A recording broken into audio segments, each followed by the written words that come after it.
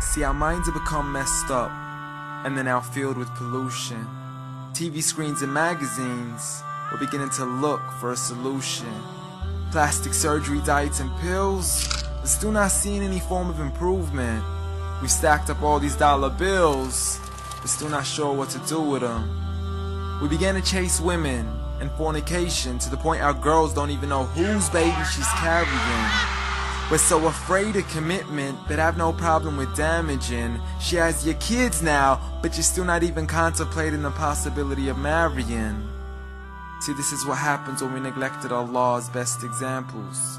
You called her Mary, we call her Maryam. A woman who was perfect since birth, the best to walk the skies and the best to walk the surfaces of earth. The most exalted of all women, that's why she was dedicated an entire chapter in the Holy Quran, the final revelation in which there'll be none after. She was the best of all women, and to society she should be leading the way. I mean, that's why our women be dressing like her, because just like Mary, when Allah decrees something, we hear and we obey. See, Mary used to cover up. Despite everything they used to say, she would hide in hibernation, and to Allah she would pray. And when she was visited by angels in the form of men, she said, if you fear Allah, you would go away, because in the presence of men, she would not stay. But anyways, today we're taught to be against segregation, before in support of all forms of liberation. To free yourself from the clothes that only lead to your degradation. Why do you gotta cover your face for? We gotta see your identification. But little do they know her identity's right there. A woman who fears Allah and commits to her religious obligations. See, I respect all women too, because that's what my religion teaches. To lower your gaze when you're walking, there's no need to check out every second woman's features. There's no need to even shake another woman's hand, because in reality, there's only one reason why a guy would be pleased to meet you. And you could go ahead and deny it, but don't blame me for stating the obvious. When the pornographic industry is worth billions, you still don't see where the problem is? Sex is embedded into society to the point we'll exploit it to merely sell a car. So you can act like this is all new to you, but you know for a fact how innocent we really are. I mean, just look at the simplistic way we're taught to dress. It's like if you dress less, then you're destined for success. You then force your women into heels and have the nerve to say that we oppress.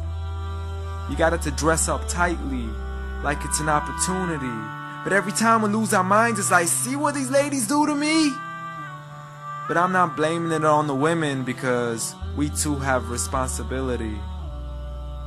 Prophet Muhammad ﷺ said, the best of men is he who is best in his character, and the best of them is he who is best to his lady after he married her. He was the best to his wives. I mean, just take a look at Aisha. He compete with her in races and smile just to make her happier. So when you do marry, do so with the intention of paradise is where you plan to carry her. But before you plan to carry her to the altar, maybe you should alter your decision. Cause if the only reason you're marrying her is for the outside, then realize you're gonna be locked inside of a prison. For that reason, Prophet Muhammad ﷺ said, marry for 4: beauty, family, status, but most importantly, her religion. Because a woman without religion is a woman who could do with a bit of extra wisdom. We're meant to grow old together, mercifully, so we can be protected under Allah's supervision. But relationships are a mess, and there's no guarantees you're gonna be a survivor. So be kind to her, and know that Allah will be kinder. Be a man who stands in front, but also a man who can stand beside her. And if you're still looking for that good girl, don't go chasing after behind her. Rather search to find Allah first, for once you find Him, you're guaranteed to find her.